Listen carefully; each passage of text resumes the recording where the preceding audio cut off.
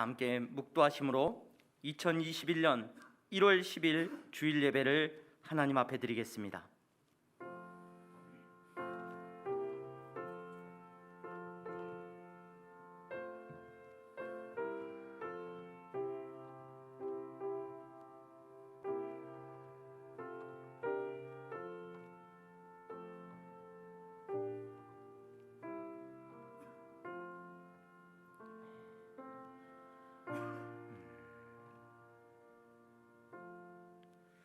여호와께 감사하라. 그는 선하시며 그 인자하심이 영원하미로다. 아멘. 거룩하신 하나님, 이 시간 우리의 예배를 받아 주시옵소서. 우리 가운데 성령의 충만함을 허락하여 주시옵소서. 예수 그리스도의 이름으로 기원하옵나이다. 아멘. 다 함께 찬송가 19장 함께 찬양하겠습니다. 찬송가 19장입니다.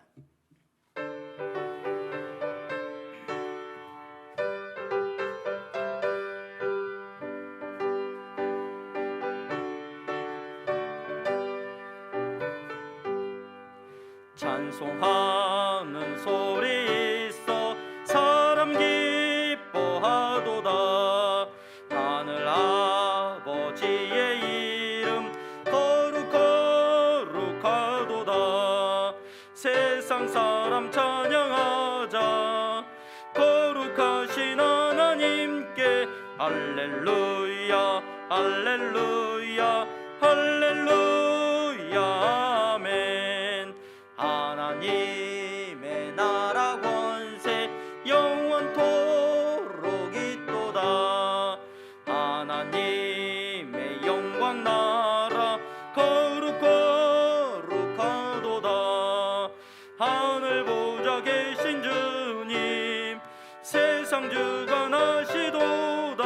할렐루야 할렐루야 할렐루야 아멘. 하나님의 크신 섭리 그 뜻대로 되도다. 우리 아버지의 뜻은 거룩하도다. 주여 속히 임하셔서 기쁜 날을 주옵소서. 할렐루야 할렐루야 할렐루야 아멘. 아멘.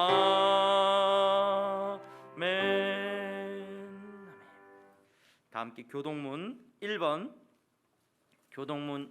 시편 1편 말씀을 함께 교독하겠습니다. 찬송가 뒤에 있는 교동문 1번입니다. 복 있는 사람은 악인들의 꾀를 따르지 아니하며 죄인들의 길에 서지 아니하며 오만한 자들의 자리에 앉지 아니하고 오직 여호와의 율법을 즐거워하여 그의 율법을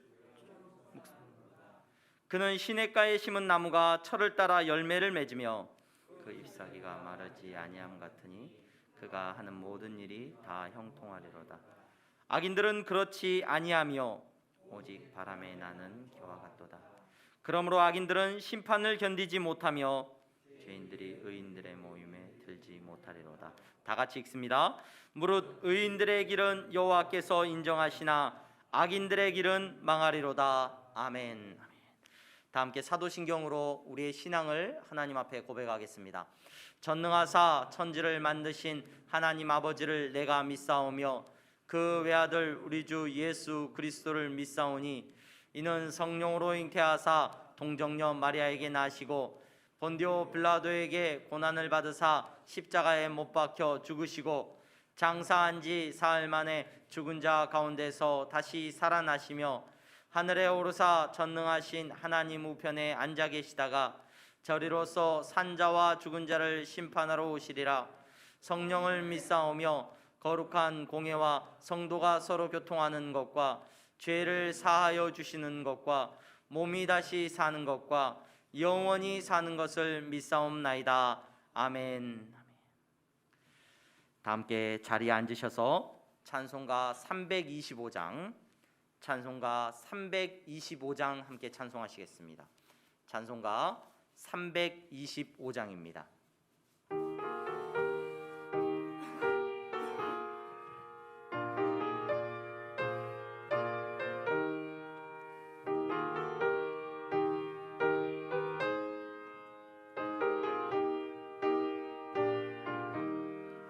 예수가 함께 계시니 시험이 오나 겁없네. 기쁨의 근원 되시는 예수를 위해 삽시다. 날마다 주를 섬기며 언제나 주를 기리고 그 사랑 안에 살면서 딴 길로 가지 맙시다. 이 세상 사는 동안에 주 이름 전파하면서 무한한 복락 주시는 예수를 위해 삽시다. 날마다 주를 섬기며 언제나 주를 기리고 그 사랑 안에 살면서 딴 길로 가지 맙시다. 이 세상 친구 없어도 예수는 나의 친구니 불의한 일을 버리고 예수를 위해 삽시다. 날마다 주를 섬기며 언제나 주를 기리고 그 사랑 안에 살면서 딴 길로 가지 맙시다.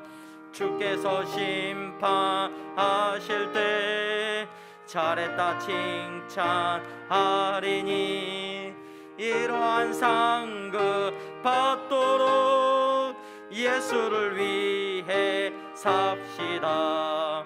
날마다 주를 섬기며 언제나 주를 기리고 그 사랑 안에 살면서 딴 길로 가지 맙시다. 아멘. 이 시간은 우리를 대표해서 남상규 장로님 기도해 주시겠습니다.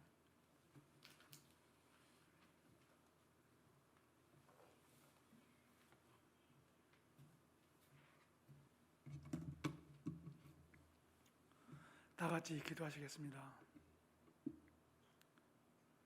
내 평생의 선하심과 인자하심이 반드시 나를 따르리니 내가 여호 집에 영원히 살리로다. 사랑에 많으신 주님, 신축년 한 해를 시작하며 두 번째 주일을 맞이합니다. 지난 한 주간도 세상에서 저희들의 생각만을 앞세우며 입술과 행위로 주의 영광을 가리울 때가 얼마나 많았는지요. 그래도 주님의 자녀이기를 원하는 지극히 이기적인 저희들이었음을 고백합니다. 저희들의 죄를 용서해 주시고 성령의 은혜를 허락하사 주님의 참된 소망을 깨닫고 그리스도에 대한 믿음이 참된 능력을 알고 믿음의 사람이 되게 하셔서 빛과 소금의 역할을 하기에 부족함이 없도록 붙들어 주시옵소서. 그래서 주님을 사랑하되 마음을 다하고 힘을 다하여 사랑하게 하시고 성품을 다하여 봉사하며 힘을 다하여 충성함으로써 주님의 뜻을 온전히 이루어가는 충성스러운 일꾼들이 다 되게 하여 주님을 간절히 기도드리옵나이다. 하나님 아버지, 기도하옵기는 오늘도 거룩하고 복된 날 모든 성도들이 한자리에 모여 하나님을 찬양하여야 할 터인데 함께 모이지 못하고 온라인으로 예배를 드립니다. 하나님, 우리를 불쌍히 여기사 이 모든 것들이 우리의 죄악으로 말미암아 코로나 전염병이 침범하지 아니하였나 생각합니다. 우주 만물을 주관하신 하나님을 믿습니다.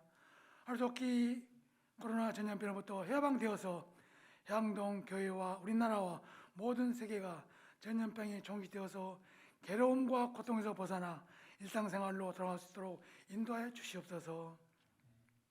그리하여 주일학교, 중고등부, 정령 장례일까지 모든 성도들의 주님께 나와 마음껏 하나님을 찬양할 수 있는 날이 속히 오기를 간절히 기도드리옵나이다. 기도하는 것은 금년에는 성전 건축을 계획하고 있사오니 우리의 인간의 계획들을 마시고 하나님의 섭리 아래 향동교회가 세워져 향동동 나아가 고양시에 나아가는 대한민국의 구원의 방주를 갈할 수 있는 아름다운 교회가 세워지도록 축복하여 주시옵소서. 또한 기도하옵기는 사랑하는 성도들 가정가정을 기억하여 주시사 전염병으로부터 지켜주시고 연로하셔서 병마로 고통을 받고 있는 자녀가 있습니다. 주님의 손으로 안수하여 주시사 나음을 얻어 건강한 모습으로 하나님을 찬양할 수 있는 날이 속히 오기를 간절히 기도드리옵나이다. 이제 말씀을 듣기로 합니다. 강단 서신 목사님 영육간에 강건함을 주시고 선포되어지는 말씀을 위하여 성령의 불길이 우리에게 임하게 하시고 우리의 심령에 쪼개지는 역사가 일어나게 하여 주시옵소서. 또한 목사님 가정을 기억하시사 사모님과 자녀에게도 건강을 지켜주시고 두 전도자님에게도 살가시는데 어림없도록 능력으로 붙잡아 주시옵소서. 지금은 처음 시간입니다. 마치는 시간까지 홀로 영광 받아 주시옵소서. 감사하며 우리를 구원하여 주신 예수님의 이름으로 감사하며 기도드리옵나이다. 아멘.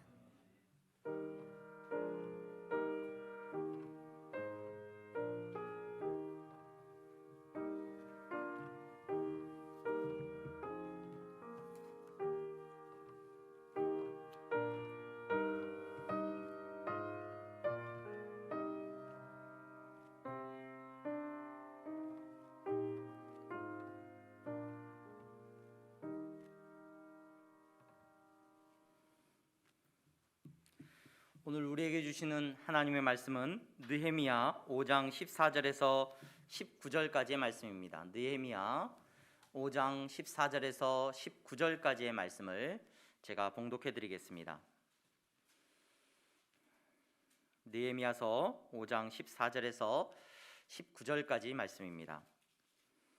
또한 유다 땅 총독으로 세움을 받은 때 곧 아닥사스다 왕 제20년부터 제32년까지 12년 동안은 나와 내 형제들이 총독의 녹을 먹지 아니하였느니라.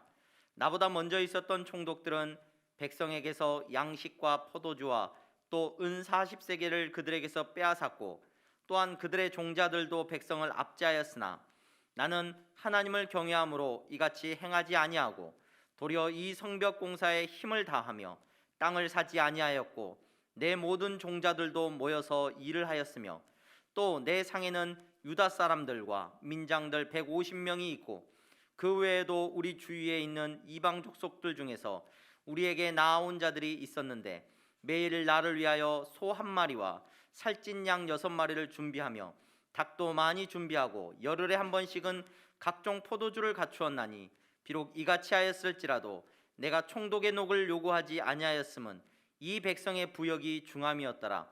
내 하나님이여 내가 이 백성을 위하여 행한 모든 일을 기억하사 내게 은혜를 베푸시옵소서. 아멘. 아멘.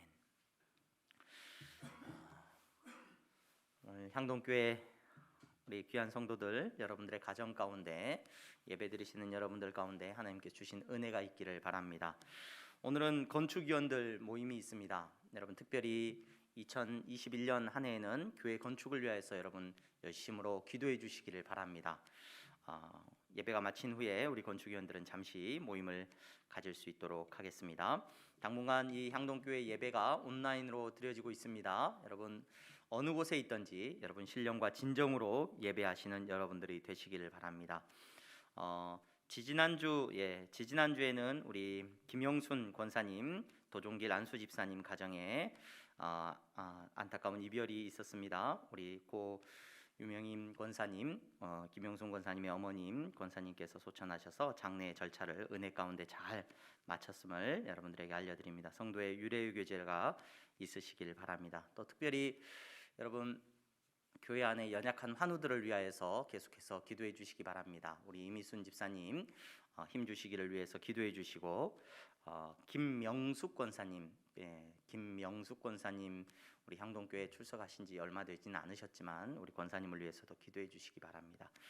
어제 다시 또 암치료차 입원을 하신 것으로 알고 있는데 뭔가 마음이 많이 약해져 있는 상태인데 하나님께서 힘주시고 그 믿음이 흔들리지 않기를 위하여서 여러분 서로 기도해 주시면 감사하겠습니다. 네, 우리 여러분들의 가정에서 함께 예배드리시는 분들 서로 믿음으로 인사하시기를 바랍니다. 사랑합니다, 축복합니다 인사해 주시면 감사하겠습니다. 오늘 이 자리에 나오신 분들은 서로 인사해 주시면 감사하겠습니다. 사랑합니다, 축복합니다.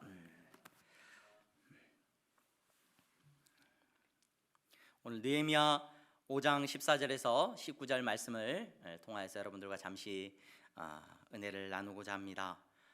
지난주에 우리가 느헤미야 5장 1절에서 13절까지의 내용을 통하여서 느헤미야는 예루살렘 성벽을 이렇게 쌓는 일을 감당하면서 특별히 그 땅 가운데 가뭄과 고난이 찾아왔을 때 그는 하나님의 뜻 안에서 하나님께서 주신 은혜 안에서 그 고난의 시간을 하나님을 사랑하고 이웃을 사랑하는 마음으로 그가 이겨나갔던 모습을 우리에게 보여주었습니다. 이렇게 권면하고 이렇게 우리가 세워져 나가야 할 것을 이야기했던 느헤미야는 지금 이제 자신의 이야기를 조금 하고 있습니다. 오늘 우리가 읽은 본문에서 그가 고난 앞에서 이 힘든 상황 앞에서 어떠한 모습을 어떠한 행동을 하였는지에 대해서 이야기하고 있는 것을 오늘 우리가 읽은 본문을 통해서 살펴볼 수가 있었습니다.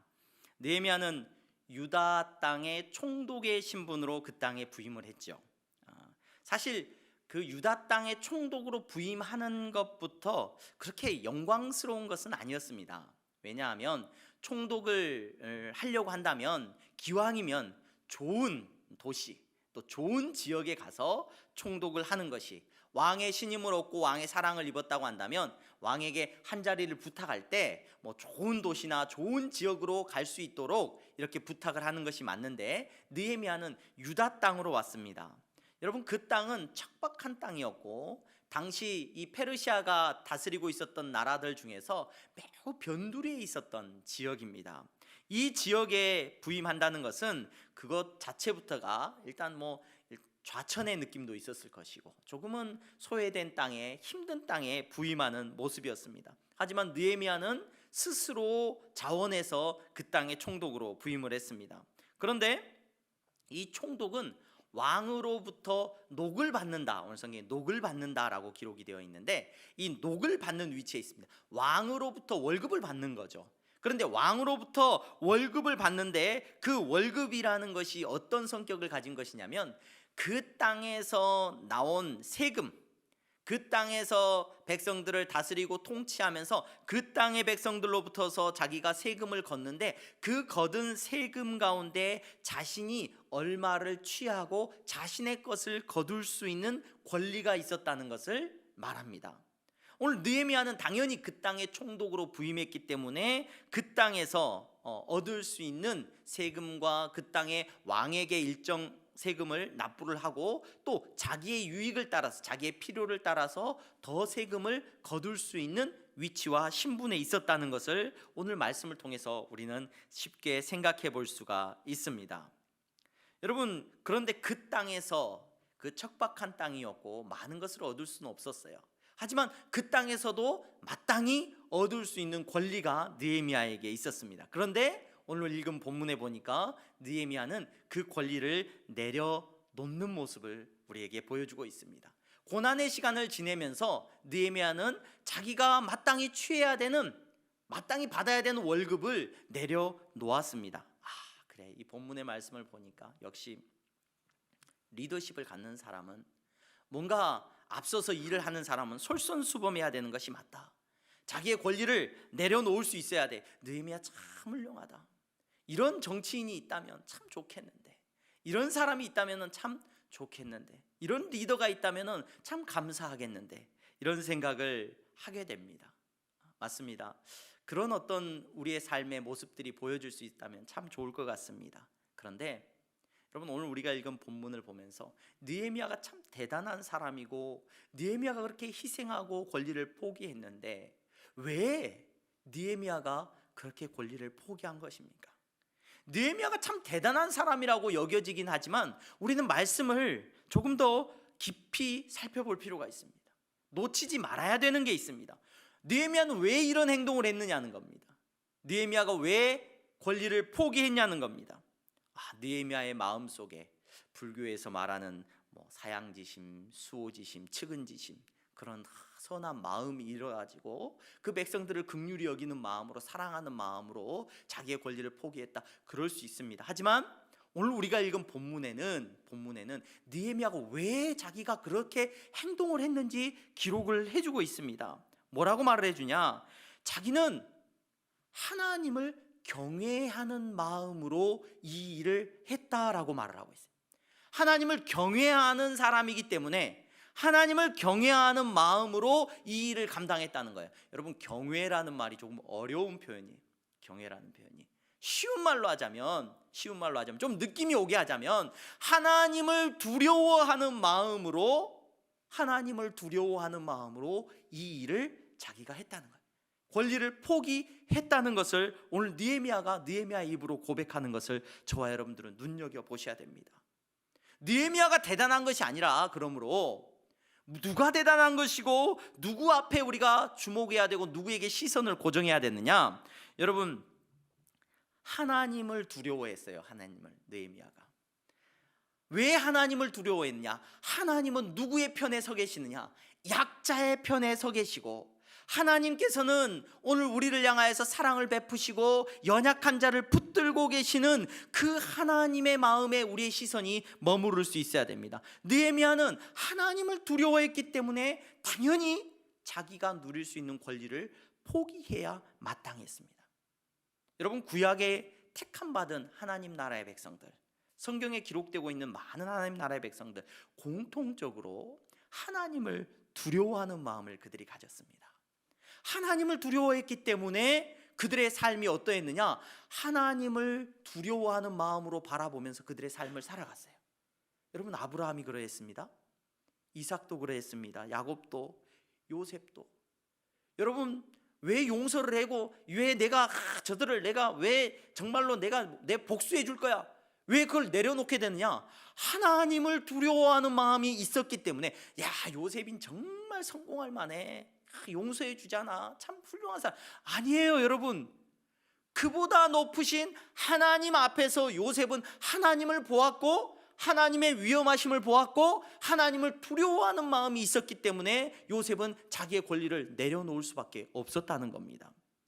여러분, 모세도 마찬가지입니다. 왜 모세가 자기가 이집트의 왕으로서 모든 것들을 왕자로서 누릴 수 있는 권리를 다 내려놓게 되냐? 하나님을 두려워하는 마음이 그 마음 가운데 있었기 때문에. 여호와 하나님을 두려워하는 마음. 사사들도 마찬가지입니다. 다윗도 왜 자기가 왕임에도 불구하고 자기는 자꾸 종이라고 하고 이 작은 것이라고 하고 부족한 사람이라고 말을 했느냐? 하나님을 두려워했기 때문에 그래요. 하나님을. 여러분, 선지자들도 마찬가지였습니다. 하나님을 두려워했기 때문에 그들은 자기들이 가진 권리를 하나님의 뜻 안에서 내려놓을 수가 있었던 것을 저와 여러분들은 눈여겨서 말씀을 통해 살펴볼 수 있어야 됩니다. 여러분, 우리는 어떻습니까? 오늘을 살아가는 우리의 삶은 어떻습니까? 여러분, 역시 믿음의 사람들은 동일하게 하나님을 두려워하는 사람들입니다. 하나님은 사랑의 하나님이십니다. 하지만 여러분, 하나님을 두려워하는 것이 먼저예요. 여러분, 물론 우리는 하나님을 두려워하는 마음으로 막 율법을 지키고 하나님을 두려워하기 때문에 착한 일을 하고 그런 삶을 살지는 않습니다. 하나님을 두려워하기 때문에 우리는 어떤 자리로 나가느냐? 예수님을 믿죠. 예수님을 믿어요. 하나님을 두려워하기 때문에 예수님을 믿는 거예요. 하나님에 대한 두려움이 없으면 예수님을 믿는 것이 성립이 안 돼요. 내가 하나님 앞에 설 때, 두려움과 떨림으로 설 때, 여러분, 예수를 믿을 때 그 두려움과 떨림으로부터 자유함을 얻을 수 있기 때문에 예수님을 믿는 사람들로 우리가 세움을 받은 줄로 믿습니다. 여러분, 하나님을 두려워하는 사람은 예수님을 믿는 사람이에요. 오늘을 살아가는 이 시대 가운데 누가 하나님을 두려워하는 사람이냐? 하나님을 두려워하는 사람은 예수님을 믿는 사람입니다. 이것을 먼저 기억하셔야 됩니다. 예수님을 믿는 사람이기 때문에 여러분, 하나님의 두려움 앞에서 우리는 자유함을 누릴 수 있죠. 자, 그러면은 여러분 예수님을 믿는 것으로 끝나는 것이 아니라 하나님을 두려워하기 때문에 예수님을 믿었는데, 그 예수님을 믿었기 때문에 그 예수님을 믿음으로 우리 안에 예수님의 사랑이 충만하고, 그 예수님이 사랑으로 우리가 자유함을 누렸는데, 그 사랑과 그 자유함은 우리를 어디로 이끄느냐? 율법이 불완전하게 이루었던 완전함을 우리 가운데 이루게 해요. 하나님을 무서워하고 그냥 내가 이걸 해야 되나 저걸 해야 되나 그렇게 벌벌 떨면서 사는 것이 아니라, 예수 그리스도를 믿음으로 완전하여져서 우리는 구약의 백성들이 보여주지 못했던 완전함으로 하나님 앞에 나가는 거예요. 그 완전함으로 나가는 것은 비슷합니다. 비슷해요. 뭐냐? 자기가 가지고 있는 권리를 내려놓는 거예요. 구약의 이스라엘 백성들은 불완전하지만 하나님 앞에서 하나님을 두려워하는 마음으로 권리를 포기했어요. 오늘 느헤미야가 자기의 권리를 포기했습니다. 마땅히 총독의 녹을 받아야 하는데, 내가 누릴 것 다 누릴 수 있어야 하는데 하나님이 두렵기 때문에 그렇게 하지 않았다는 거예요. 오늘 저와 여러분들도 마찬가지입니다. 하나님이 두렵기 때문에 우리는 예수님을 믿는 사람들이에요. 그 사랑 안에서 살아가는데, 그 사랑은 우리를 완전한 내려놓음으로 이끌고 초대하고 있다는 것을 기억하실 수 있기를 바랍니다. 느헤미야는 두려움 때문에 내려놓았다면, 저와 여러분들은 예수 그리스도의 사랑 안에서 내려놓는 사람들입니다. 내가 가진 권리를 포기할 수 있는 사람들이라는 것을 기억하시기를 바랍니다. 여러분, 하나님의 선하심을 바라보고 하나님의 두려움을 바라보고 예수 그리스도의 사랑으로 담대함을 누리는 성도들은 곧 성령의 능력 안에서 자기의 모든 권리를 내려놓을 수 있는 사람이라는 것을 기억하실 수 있기를 바랍니다. 여러분, 바울은 바울 서신서를 통해서 우리에게 이야기해 주는 메시지를 가만히 살펴보면 자기가 누릴 수 있는 모든 것을 내려놓는다는 표현을 참 많이 이야기를 합니다. 왜 그러느냐? 하나님을 알고 하나님 안에서 자기가 그 사랑을 경험하고 났을 때 자기에게 권리가 없음을 알았어요. 마땅한 권리라는 것이 없다는 것을. 바울만 그런 것이 아니라 모든 진짜 성도들이 그럽니다. 세상의 모든 것들, 사람들이 누리는 모든 것 다 그리스도인들 누릴 수 있습니다. 하나님께서는 자유함을 주셨거든요. 그리스도 안에서 사랑을 주셨거든요. 하지만 여러분, 진짜 그리스도인은요, 그걸 누리는 법이 없습니다. 누리는 법이. 그리스도의 사랑 안에서 내려놓습니다. 가끔 그런 질문을 많이 받아요. 젊었을 때, 대학 시절 또 신대원 다닐 때 우리 청년들 사역하고 그러면, 목사님, 술을 마시면 됩니까 안 됩니까? 술이 구원하고 상관이 있습니까 없습니까? 담배를 피워도 됩니까 안 됩니까? 막 이런 걸 막 물어보고, 이걸 가지고 이게 중요한 것인 것처럼, 이거 술 마시면 큰일 났다. 이제 저도 부모님이 목회를 하셨기 때문에 어린 시절부터 그게 세뇌돼 있다 보니까, 제 생각할 때는 제 능력으로 술을 안 마신 게 아니라 군대에서도 막 맞으면서도 막 술을 안 마시고 막 이래, 그게 제 자랑이 아니라 그게 굉장히 저에겐 중요한 문제였기 때문에, 제 신앙에 있어서, 제 정체성에 있어서 너무 중요한 문제였기 때문에 그렇게 신앙생활을 해왔는데, 그것 자체를 가지고 여러분, 나는 술을 안 마시니까 의로운 사람, 넌 술을 마시니까 정말로 하나님 앞에서 범죄한 사람, 담배도 마찬가지고 모든 범죄함을 가지고 내가 누리는 것 가지고 이것이 중요하냐 못하냐 막 물어보고, 이것 가지고 구원을 받습니까 못 받습니까 따지는 분들이 계시는 것 같아요. 11조도 마찬가지입니다. 교회 헌금 드리는 것도 11조를 해야 되느냐 말아야 되느냐, 11조가 어디 성경에 나와 있느냐부터 시작해서 11조를 왜 꼭 내야 되느냐, 교회에 바쳐야 되느냐, 그것이 뭐 우리의 구원과 관계가 있느냐, 이런 이야기들을 하시는 분들을 종종 볼 수 있습니다. 맞습니다. 다 자유합니다. 다 여러분 누리실 수 있습니다. 다 누리실 수 있고 다 하셔도 됩니다. 그런데 여러분, 진짜 구원받은 사람은 목숨까지도 내놓는 사람이라는 것만 기억하시기를 바랍니다. 진짜 그리스도의 사랑을 경험한 사람은, 하나님을 두려워할 수 있는 사람은, 내 목숨까지도 포기하는 사람이, 그 권리까지도 포기하는 사람이 성도라는 것을 기억하시고 그것 가지고 여러분 싸운다면, 여러분 얼마나 하나님 앞에서 부끄러운 모습인지, 연약한 모습인지 우리가 느끼게 됩니다. 나의 신앙을 유익을 위해서 나는 목숨까지도 내어놓을 수 있는 사람인데, 뭐 술 마시고 뭐하고 이것 자체는 여러분 우리에게 의미가 없는 것이라는 것을 기억하시기를 바랍니다. 여러분, 내가 당연히 큰 소리 칠 수 있는 권리가 있습니까? 내가 당연히 맞다라고 생각하고 내가 옳은 사람이라고 생각하고 당연히 화가 나십니까? 권리를 포기하는 성령의 능력이 여러분 안에 있기를 간절히 소망합니다. 섬기는 의무는 여러분 그리스도 안에서 감당하시되 군림하는 모든 권리는 그리스도 안에서 포기하셔도 좋습니다. 여러분, 그것이 오늘 믿음의 사람들입니다.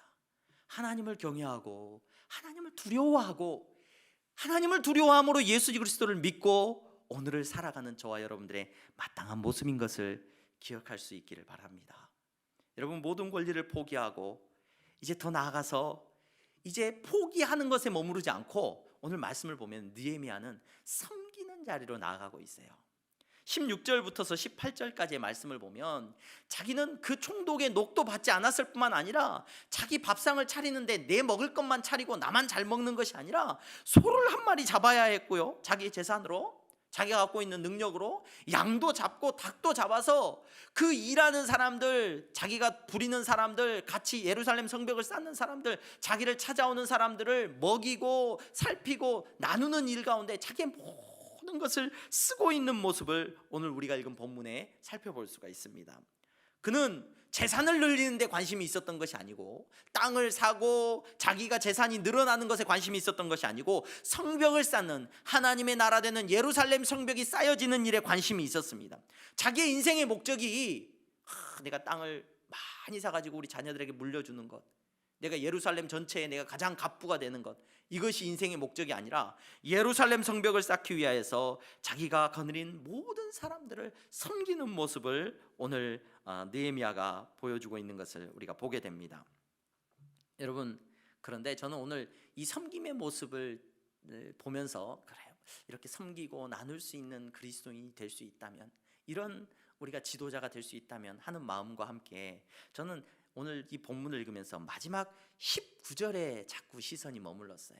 그래서 오늘 저와 여러분들이 이 19절 말씀을 조금 주목해서 살펴볼 수 있기를 바랍니다. 여러분, 이렇게 섬기면서 여러분 그가 나아가고 있는데 그 섬김의 마지막에 그가 기도를 합니다. 하나님 앞에. 느헤미야는 모든 순간순간에 그가 기도함을 고백을 하고 있는데 19절 말씀 여러분 한번 보셔요. 같이 읽겠습니다. 한번 읽어보겠습니다. 19절 말씀 시작. 내 하나님이여, 내가 이 백성을 위하여 행한 모든 일을 기억하사 내게 은혜를 베푸시옵소서. 여러분, 이 표현이 주는 의미가 너무 중요합니다. 제가 말씀을 준비하면서, 보통 설교를 준비하면서 이제 그 성경이 번역되어 있는 책들을 이제 읽고 우리말 성경을 읽고 원어들을 이제 살펴보는데, 이 본문을 살피면서 이제 원어로 된 히브리어로 된 구약 성경은 히브리어로 기록이 되어 있는데 히브리어 성경을 살펴보다가 한참을 헤맸어요. 왜냐하면 쉽게 해석이 안 돼요. 히브리어로 이 본문이 해석이 안 됩니다. 그래서 이 표현이 오늘 우리가 읽은 이 본문의 느낌대로 와닿지가 않습니다. 이 본문은 어떤 의미로 저와 여러분들에게 이제 다가옵니까? 아, 그래, 느헤미야가 그렇게 열심히 섬겼어요. 예루살렘 성벽을 쌓는 일 가운데 자기의 모든 것을 내어놓고 섬겼으니까 하나님, 내가 이 백성을 향하여서 섬기고 수고한 모든 것 하나님 기억해 주시기를 바랍니다. 그리고 하나님 기억해 주셔서 내게 뭐를 베풀어 주시기를 바랍니다? 은혜를 베풀어 주시기를 바랍니다. 이렇게 지금 느헤미야가 기도하고 있는 모습을 본단 말이에요. 그래, 맞다, 이거 대박이다, 대박. 이런 정도의 믿음만 있으면 좋겠는데 누가 갚아주시면 돼요? 내가 섬기고 나누고 봉사하고 아낌없이 베풀고 나면 누가 나에게 갚아주신다? 하나님께서 갚아주신다라는 이런 믿음이 있다면 얼마나 대단한가, 얼마나 대단한가. 여러분, 이 믿음이 크지요. 여러분, 이렇게 기도하는 게 얼마나 멋있는 기도겠습니까? 여러분, 이런 간증들이 얼마나 우리 가운데 넘쳐납니까? 하나님 앞에서 이름 없이 빚도 없이 섬겼더니 하나님께서 갚아주시더라. 이런 간증들이 우리 안에 있어요.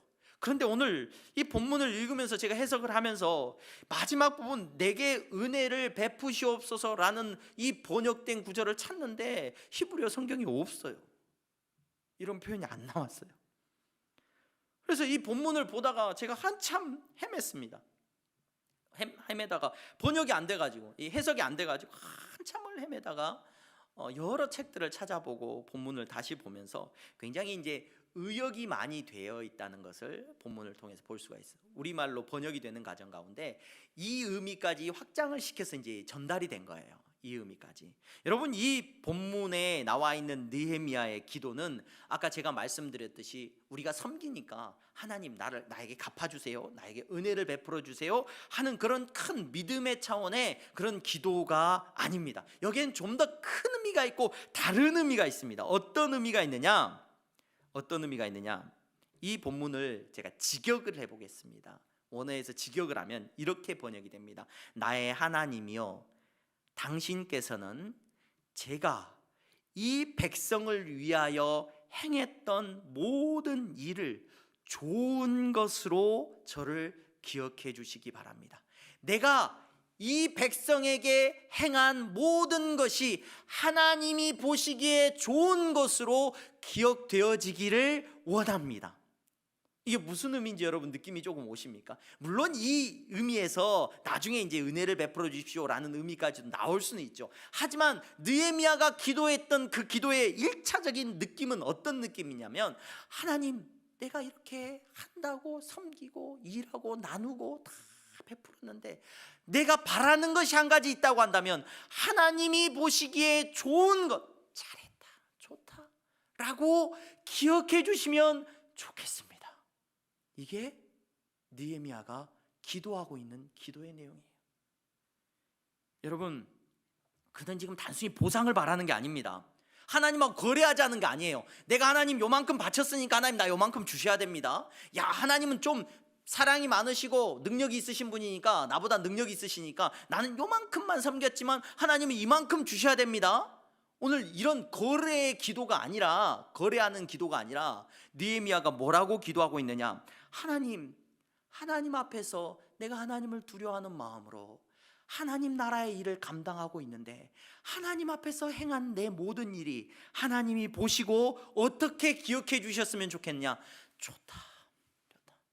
이 좋다라는 표현이 성경에, 히브리어 성경에 기록되어 있어요. 그게 뭐냐?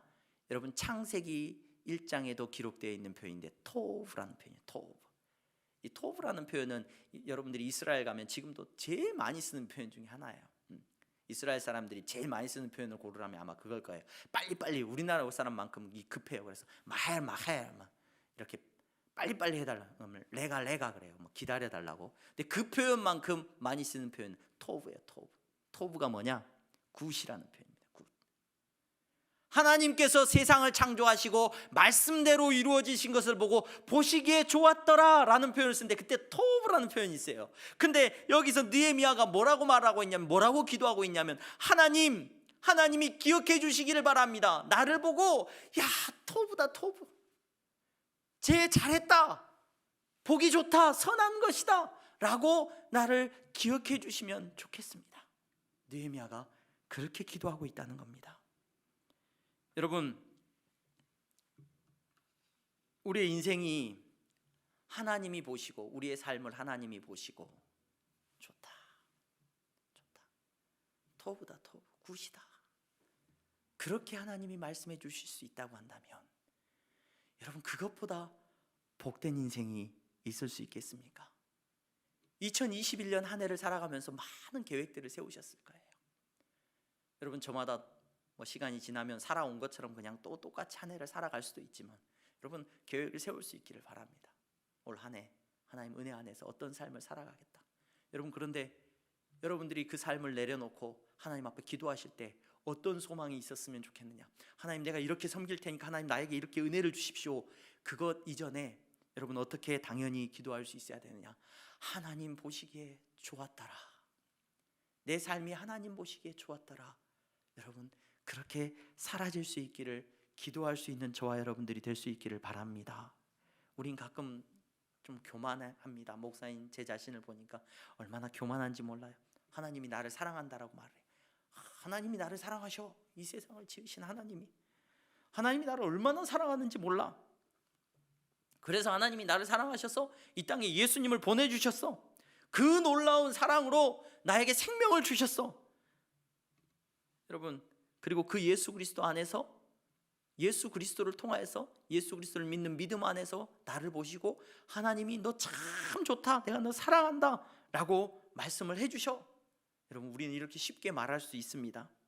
그런데 만약 우리가 그렇게 말할 수 있는 사람이라고 한다면, 하나님이 베풀어 주신 은혜로 사랑을 입었고 하나님이 우리를 보시고 좋았다라고 말을 한다면, 우리는 하나님이 나를 얼마나 사랑하시니 몰라, 이렇게 함부로 말하는 사람이 아니라 그 믿음 안에서 하나님, 제가 행한 오늘 하루의 삶이 하나님 보시기에 좋았더라고 기억되기를 소망합니다. 기도하는 우리가 되어야 마땅할 줄로 압니다. 여러분, 예수님 옆에 매달렸던 죄인이 한 명 있었어요. 십자가에 매달렸던 죄인이, 사형을 받고 죽어가는 그 죄인이 기도할 때 뭐라고 기도하느냐? 나는 예수님 욕 안 했죠? 예수님, 내가 예수님한테 좋은 말 했죠? 예수님, 내가 대단하죠? 사랑받을 만하죠? 그렇게 기도했던 것이 아니라 예수님 옆에서 죽어가던 그 죄인은 예수님, 저를 기억해 주세요, 이렇게 기도를 합니다. 저를 기억해 주세요. 하나님이 보시고 좋았다는 말씀이 여러분들의 기도의 제목이 되기를 소망합니다. 여러분, 보이는 곳이든지 보이지 않는 곳이든지, 사람들은요, 여러분들을 겉으로 드러나는 모습만 봅니다. 여러분도 저를 바라볼 때는 제가 강단에 있는 모습이나 또는 제가 바깥으로 드러나는 모습을 봅니다. 하지만 여러분, 하나님은 우리의 모든 것을 보고 계십니다. 사람들은 뭐라고 말을 합니까? 안 들켜서 좋아해요. 사람들은 나 안 들켰다, 속였다고 좋아합니다. 그리고 조금이라도 내가 좋은 일을 하고 착한 일을 했는데 남들이 몰라준다, 그럼 엄청 억울해서 잠을 못 잡니다. 안 들킨 건 감사하고요, 남이 몰라주는 건 억울해서 잠을 못 자요. 그리스도인은 하나님 앞에서 안 들킨 것이 없는 줄로 기억하시기를 바랍니다. 그리스도인들은 하나님 앞에서, 여러분, 하나님이 여러분들이 행한 것을 모르는 법이 없다는 것을 기억하시기를 바랍니다. 지금 우리는 코로나 때문에 하나님 앞에서 더 하나님이 기뻐하시는 모습으로 나갈 수 있는 기회인 것 같아요. 하나님 보시지 않으니까, 우리가 교회 나오면 사람들이 보이잖아요. 사람들이 보이니까 옷도 좀 딱 입고 말이죠, 예배 드리는 것도 딱 점잖게 이렇게 앉아서 예배를 드리는데, 여러분 가정에서 어떤 모습으로 예배 드리시는지 모르겠습니다. 여러분, 사람 앞에 드리는 것이 아닙니다. 하나님 앞에서, 하나님 앞에 가려워질 것도 없고 하나님 앞에서 숨겨진 것도 없고 하나님 앞에서는 억울할 것도 없다는 것을 기억하시기를 바랍니다. 박효진 장로님이라는 교도관으로 근무하셨던 분이 간증을 참 많이 하고 다니시는데, 제가 언젠가 읽었던 그 간증 가운데 어느 여자 사형수가 이제 사형 집행을 당하는 장면에 그 박효진 장로님이 기도하는 그 기도문이 나와요. 그 여자 사형수가 마지막에 죽기 전에, 이제 사형이 집행되기 전에 자기를 위해서 그 장로님하고 친분이 있어서 죄를 지어서 이제 그분이 이제 사형을 선고받고 사형이 집행되는 그 시간에 마지막에 박효진 장로님한테 기도를 해달라고 합니다. 근데 그 박효진 장로님이 하시는 그 기도문이 있어요. 근데 그 기도문이 저는 머리를 떠나지 않아요. 늘 제 마음에 남아있는 기도문인데, 뭐라고 기도를 하냐면, 그분이, 박효진 장로님이 그 교도관으로 이제 근무하는데 그 여자 죄수가 자기 머리에 손을 얹고 기도를 해달라고, 마지막에 그분이 예수님을 만나고 이제 삶이 변했는데, 그래서 눈치를 보면서 목사님한테, 이제 그 사형 집행되는 자리에는 목사님도 와 계시고 신부님도 와 있고 스님도 와 있고 다 그런데요. 근데 목사님 눈치를 보니까 목사님이 괜찮다고 그렇게 해달라고 해서 머리에 손을 얹고 기도를 하는데, 성령님께서 이때 강하게 역사를 하십니다. 그래가지고 이렇게 교도관을 머리를 보고 이렇게 손을 얹고 기도를 하는 것이 아니라 죄수를 보고 뒤로 돌아가요. 그래서 죄수를, 그러니까 그 죄인된 사형 집행당하는 여인을 놓고 등을 바라보고 맞은편에 누가 보이냐면 이제 쭉 앉아 있는 거예요. 사형 집행관들이.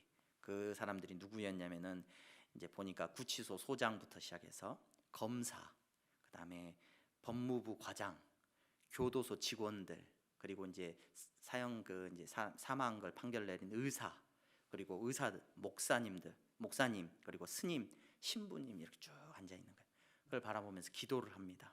하나님, 자기가 생각해서 한 기도가 아니라 자기가 기도문을 다 생각해 왔는데 그 기도를 할 때 성령님께서 이끄셔서 머리가 백지장이 되고 강한 성령의 이끌림으로 기도를 하는데 그렇게 기도를 해요. 하나님, 오늘 사랑하는 이 딸은 자기가 지은 끔찍한 살인죄 때문에 이슬로 사라지지만, 그러나 오늘 이 자리에 그럴듯한 모습을 하고 있는 이 모두들은 이 딸보다 더 추악하고 더 사악하고 더 더러운 죄들을 가슴에 가득 품고도 이 딸을 판단하고 정죄하고 죽음을 명하는 자리에 앉아 있습니다. 삶과 죽음이 교차하는 이 상황 속에서 과연 누가 더 죽을 자이며 누가 더 살인자인지 심각하게 자신을 더 돌아보게 해주십시오. 이렇게 기도를 해요. 그 기도가 끝나고 났을 때 앞에 있는 검사부터 시작해가지고 의사 또는 법무부 과장 통곡을 하고 이제 울지요. 그 장면이 간증 가운데 그 박효진 장로님 간증에 나와 있는 것을 본 기억이 나는데, 제가 목사된 신분으로서 목사로서 저는 그 기도에서 자유할 수 없는 사람이라는 것을 압니다. 여러분, 억울한 일, 안 들켰다고 안심하는 일, 여러분들은 그리스도인들입니다. 그리스도인들, 하나님을 두려워하는 사람들이에요. 세상의 법을 두려워하는 사람이 아니라, 감옥 갈 것을 두려워하는 사람들이 아니라, 세상을 심판하시고 세상의 알파와 오메가 되시는 하나님을 두려워하는 사람, 영원한 형벌을 내리시는 하나님을 두려워하는 사람이고, 그 두려움 안에서 예수 그리스도를 믿는 사람이에요. 여러분, 그렇다면 한 해를 하나님 보시기에 좋았더라. 물론 실수하고 죄짓고 넘어질 겁니다. 하지만 밤마다 여러분 기도하시기를 바랍니다. 하나님, 오늘 하루의 삶이 하나님 보시기에 좋았더라면, 하나님 보시기에 좋았더라면, 인정받을 수 있다면 여러분 그것보다 큰 축복이 없다는 것을 기억하시기를 바랍니다. 이 말씀을 준비하면서 김석균 목사님 찬양이 생각이 났어요. 김석균 목사님, 여러분 너무 유명한 복음송, 한국의 복음송 가수님이, 그분이 쓰신 찬양 한 곡 여러분 기억하실 거예요. 그 찬양의 한 구절이 저한테 계속 생각이 났어요. 주님이 기억하시면 좋가리. 주님이. 이 찬양 혹시 아십니까 여러분? 해같이 빛날이라는 찬양입니다. 당신의 그 섬김이 천국에서 해같이 빛나리. 당신의 그 겸손이 천국에서 해같이 빛나리. 그러면서 그 김석균 목사님이 마지막에 후렴구에 가면은 주님이 기억하시면 좋가리. 주님이 기억하시면 좋가리. 불타는 사명으로 가득 찬 모습, 주님이 기억하시면 좋가리. 여러분, 무엇이 족하십니까? 여러분, 무엇으로 만족하시겠습니까? 우리 주님이 기억하시면, 우리 하나님께서 기억하시면 족한 줄로 믿습니다. 사도 바울이 갈라디아서 1장 10절에 이렇게 말을 합니다. 쉬운 성경으로 제가 읽어요. 내가 지금 사람에게 잘 보이려고 하는 줄 아십니까? 아닙니다. 내가 원하는 것은 하나님의 인정을 받는 것입니다. 하나님의 인정. 내가 이제 와서 사람을 기쁘게 하겠습니까? 내가 아직도 사람을 기쁘게 하려고 한다면 나는 그리스도의 종이 아닙니다. 여러분, 느헤미야는 지금 하나님하고 거래하고 있는 게 아니에요. 느헤미야는 지금 하나님의 나라 예루살렘이 회복되어져 가는 그 일 가운데 자기의 모든 것을 드리면서 하나님의 기쁨에 자기도 동참하기를 원하고 있는 거예요. 그게 여러분 헌신입니다. 그게 여러분, 헌신과 충성과 봉사는 대가나 보상을 기대하는 것이 아닌 것을 기억하시기를 바랍니다. 여러분, 예배가, 하나님 앞에 드려지는 예배가 여러분 헌신으로 나아가는 예배가 돼야 됩니다. 근데 그 예배가 여러분 어떤 것들을, 다른 것을 우리가 바라고 기대한다면 그건 거래지 예배가 아니죠. 예배는 하나님 앞에 하나님의 기쁨이 되기를 기뻐하며 드리는 것이 예배라는 것을 기억하시기를 바랍니다. 2021년 여러분의 삶에 하나님께서 축복하시는 은혜가 있기를 바랍니다. 바라보고, 야, 우리 귀한 향동교회 누구를 생각하니까 내가 너무 좋다, 굿이다. 처음에 하나님이 천지를 창조하셨을 때 보시기에 좋았더라 라고 말씀하셨던 것처럼, 예수 그리스도를 믿는 저와 여러분들, 때로는 넘어지고 실수하고 정말로 부족한 것 투성이지만 오늘도 무릎 꿇고, 하나님, 내가 하나님의 기쁨이 되기를 원합니다. 하나님께서 굿이라고 말해주시기를 바랍니다. 상황이 어떠하든지 간에 여러분들이 그 상황 속에서 하나님이 보시고 인정해 주시는 귀하고 복된 여러분들의 삶이 되시기를 주님의 이름으로 축원합니다. 절망과 낙담이 찾아오는 그 시간에 여러분의 삶이 해같이 빛나기를 소망합니다. 기도하겠습니다. 거룩하신 하나님, 감사합니다. 사랑하는 성도들, 저들의 믿음이 주님이 보시고 기뻐하시는, 주님이 보시고 정말로 좋다라고 말씀해 주시는 놀라운 믿음이 될 수 있도록 축복하여 주시옵소서. 저들의 삶이 힘들고 어렵습니다. 하나님, 때로는 눈물이 나고 지칠 때도 많이 있습니다. 하나님, 아무도 알아주지 못해 억울할 때도 많이 있습니다. 하나님, 들키지 않았다고 안심하고 있을 때도 있습니다. 주님 앞에서 한 걸음 걷게 하여 주시옵소서. 주님 앞에서 오늘을 살아가게 하시고 주님 앞에서 한 해를 살아갈 수 있는 능력을 허락하여 주시옵소서. 예수 그리스도의 이름으로 기도하옵나이다. 아멘. 우리 다 함께 찬송가 213장 부르시면서 준비하신 예물 하나님 앞에 드리겠습니다.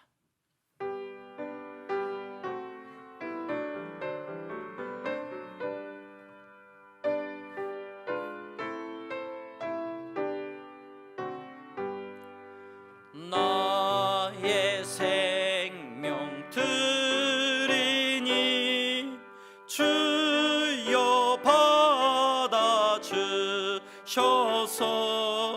세상 살아갈 동안 찬송하게 하소서.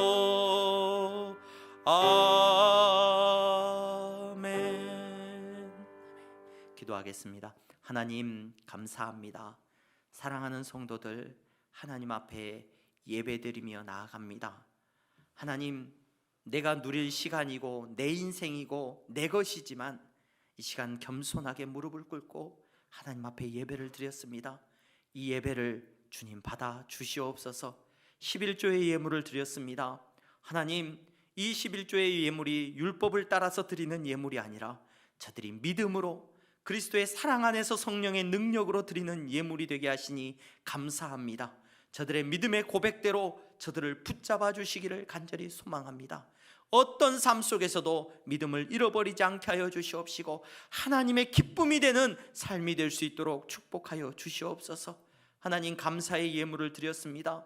하나님 앞에 감사의 예물을 드릴 때마다 저들이 교만하지 않게 하시니 감사합니다.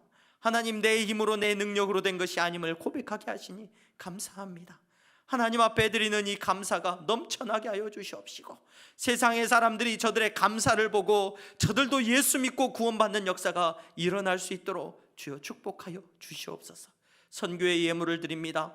땅끝까지 복음 전해지는 일 가운데 우리를 사용하시고 우리가 그 일 가운데 섬기고 나아갈 수 있다면 우리의 모든 것을 주님 앞에 내어놓을 수 있는 믿음도 허락하여 주시옵소서. 아버지 하나님, 장학 헌금을 드립니다. 우리의 다음 세대가 믿음의 세대가 되게 하여 주시옵시고 하나님을 두려워하는 세대가 되게 하시고 예수 그리스도를 믿는 세대가 되게 하여 주시옵소서. 건축 헌금을 드립니다. 하나님, 우리 뜻대로 마시고 내 욕심대로 마시고 아버지의 뜻대로 교회를 세워주시되 주여 믿음의 나라가 이 땅 가운데 확장되어져 나가는 일 가운데 교회 건축이 쓰임받을 수 있도록 주여 축복하여 주시옵소서. 드려지는 모든 예물마다 주님께서 함께 하시고 저들의 손이 메마르지 않게 하여 주시옵시고 어려운 가운데 나누고 섬길 수 있도록 저들의 손이 주여 차고 넘치는 은혜를 누리게 하여 주시옵소서. 예수 그리스도의 이름으로 기도하옵나이다. 아멘. 우리 다 함께 자리에 일어나서 주기도문 찬양하겠습니다.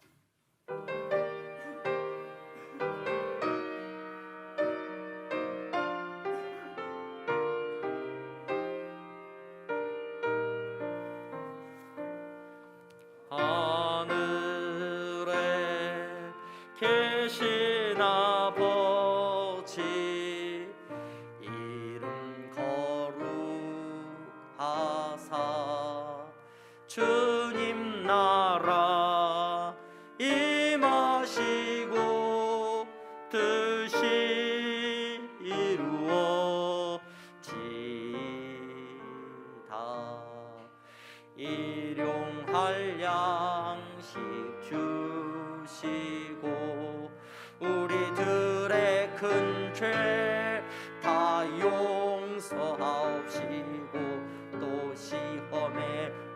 구원하시고 악에서 구원하소서.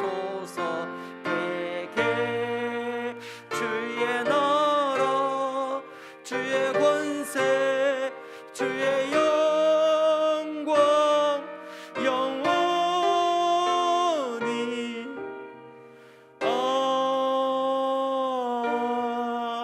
아멘. 주 예수 그리스도의 은혜와 하나님 아버지의 사랑하심과 성령의 교통 충만하심이 날마다 믿음 안에서 저들의 권리를 내려놓고 주님 안에서 주님의 위로하심을 바라며 살아가는 사랑하는 성도들의 머리 위에 이제부터 영원토록 함께 있을지어다. 아멘.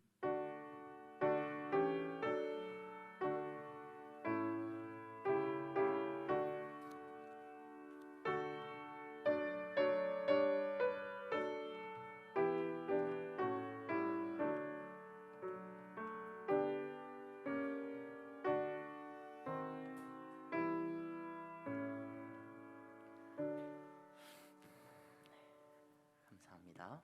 이것으로 예배를 마치겠습니다.